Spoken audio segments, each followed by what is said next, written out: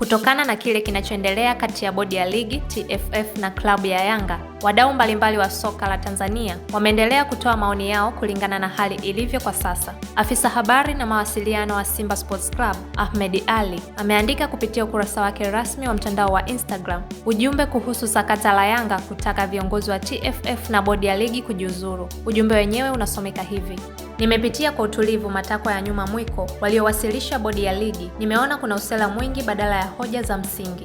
Unataka katibu mkuu wa TFF ajiuzuru kwa kushindwa kusimamia waamuzi. Pengine hamjui kazi ya katibu mkuu.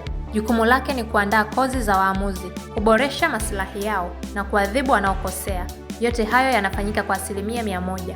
Mafanikio ya leo kwenye mpira wa miguu ni kutokana na mchango wa mtendaji mkuu akisimamiwa vema na Rais Wallace Karia na kamati yake ya utendaji. Timu zetu za taifa za madaraja yote zinapishana kwenye michuano ya Afrika. Hii ni kazi ya katibu mkuu. Siko hapa kuelezea mafanikio yake, lakini itoshe kusema tu mpira wa miguu hauko tayari kupoteza lulu kwa maslahi yenu. Wanataka pia mtendaji mkuu wa bodi ya ligi Almas Kasongo naye ajiuzuru. Kwa kosa gani? Ubaya wa Kasongo umeanza lini? Wakati mnachukua ubingwa mara 3 hamkuona ubaya wa Kasongo. Kasongo huyu chini ya utawala wake ligi yetu imeshika nafasi ya 4 kwa ubora wa Afrika. Vipo vilabu vinajiendesha kwa fedha kutokana na wadhamini waliotafutwa na bodi ya ligi ya Kasongo.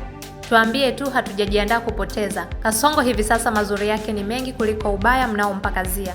Ninachokiona mimi, haya ni mapambano ya kutaka kuwaweka watu wenu kwenye nyadhifa hizo, na sio watende haki bali wasimamie maslahi yenu. Hatuwezi kuruhusu hilo litokee. Mikwala ya kuwa hatushiriki ligi msimu ujao mpaka matakwa yako yafanyiwe kazi, huo ni mkwala wa bata. Mpira wa nchi hii unaweza kwenda bila wewe na watu wakafurahi. Amepotea Pan Africa, Red Star na Cosmopolitan.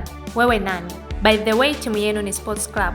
Mkiona mpira umewashinda, nendeni mkacheze boxing au basketball.